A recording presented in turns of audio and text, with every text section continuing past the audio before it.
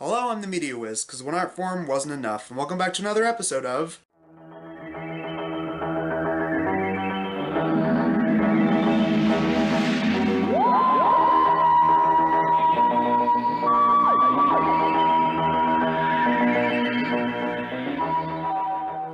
Today we've got a bit of a special double feature on Doctor Who Wednesdays. We're going to be looking at two Doctor Who movies that both went to television. The Doctor Who TV movie from 1996 and Day of the Doctor. Now, one thing I didn't mention in my review of the show is the bridge that came between the Old Who and the New Who. Old Who's last generation, that being the 7th Doctor, was ended because of low ratings in 1989.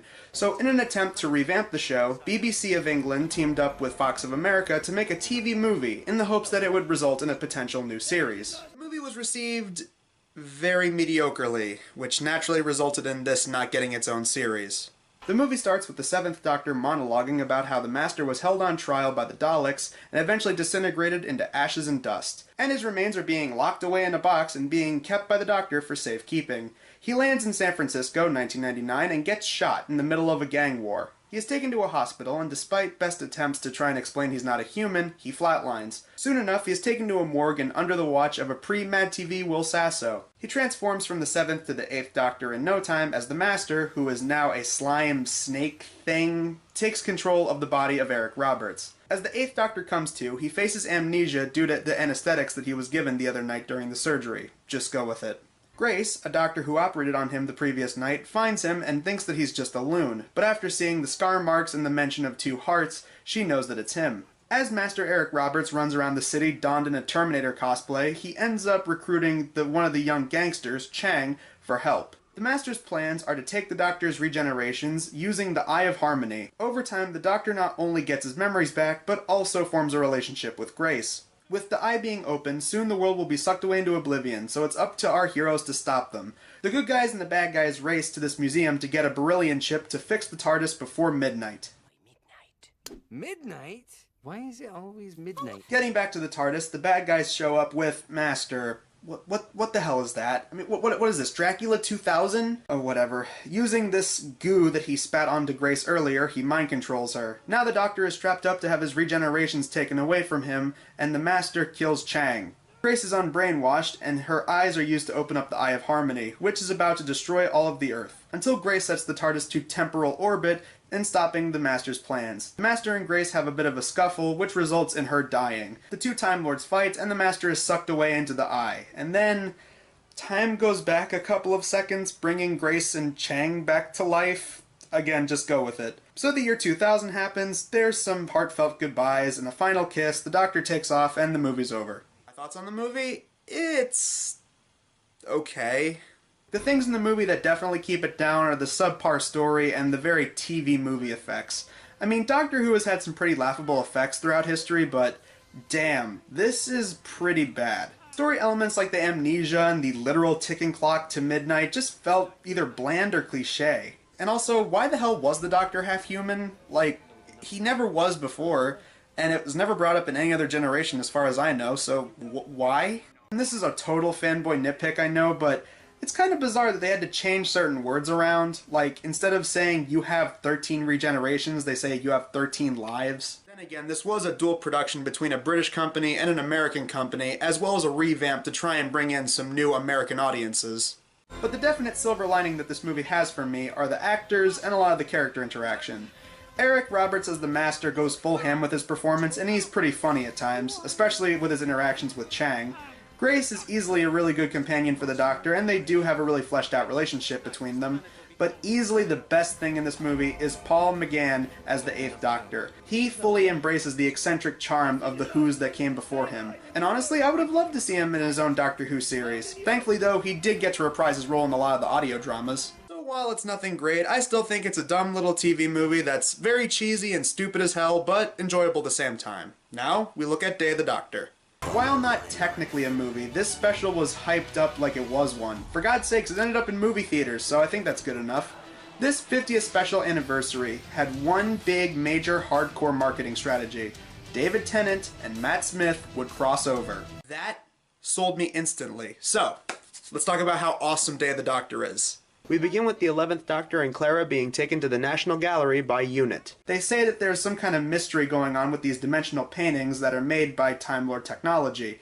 One painting in particular shows off the Time War, which we get to see a little bit of. Here we're introduced to the War Doctor, a form of the Doctor that's not counted in the main 13 generations, played by the late, great John Hurt. The War Doctor activates this thing called the Moment, which could destroy both the Daleks and the Time Lords in the process. And yes, the Moment takes the form of Rose. She opens up a portal to something that leads to later in the story. Back with the 11th, he's shown a painting which links to a letter that UNIT intercepted for him, sent to him by Queen Elizabeth I. This letter was sent to the Doctor back when he was the 10th Doctor. And we jump back to the 10th Doctor where we see he had a romance with Queen Elizabeth, as they get chased by some Zygons. And here's where Matt Smith and David Tennant's worlds collide. Oh, no, not now. Doctor, what is it? No, not now. I'm busy. Is it to do with the paintings? No, this is different. I remember this. This is where I come in.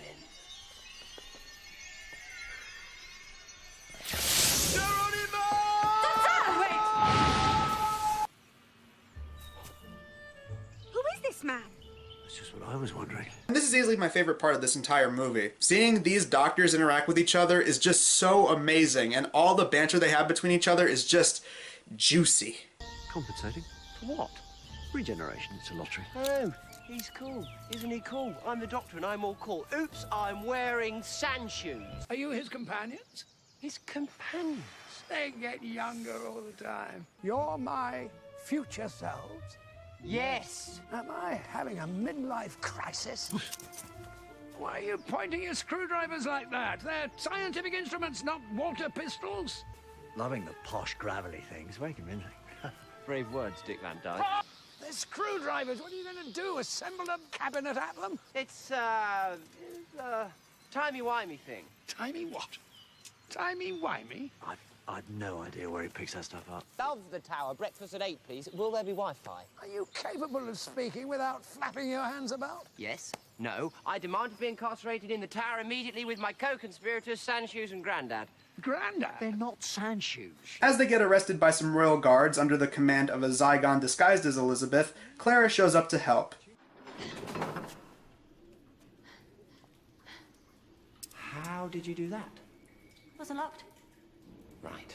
They mastered space flight, but they can't get through a wooden door? Back in present-day England, Zygons are picking off and chasing after UNIT employees one by one. Thanks to Elizabeth and Kate Stewart, we learn of the Zygons' plan, which was to plant a nuke underneath the UNIT Black Archive. Luckily, our heroes come in time and temporarily wipe everyone's memories as they peacefully work out a peace treaty. And now with all that settled, we move on back to the Time War. The War Doctor still doesn't know what to do until he finally realizes, with the assistance of the other Doctors, they could actually fight the Daleks and finally set things right with the Time War. We get not just 3, we get all the Doctors throughout Doctor Who history. Good luck. Stand by. Ready. Commencing calculations. Zoom me there. Across the boundaries that divide one universe from another. Got to lock onto his coordinates. And for my next trick, I didn't know when I was well off. All 12 of them. No, sir. All 13! Oh my god, this scene is awesome! After one big boom from the fight, we peacefully cut to the aftermath, as our 3 Doctors go their separate ways. But there's one more slap of awesome. I never forget a face. They did it, everybody! They got Tom Baker in the movie. Tom Baker is in the movie. This is the best movie ever now. 5 out of 5, 10 out of 10, IGN rating, A+, gold stars! If I were you. Oh, perhaps I was you, of course. Or perhaps you are me. And we end with one awesome group shot. The long way round.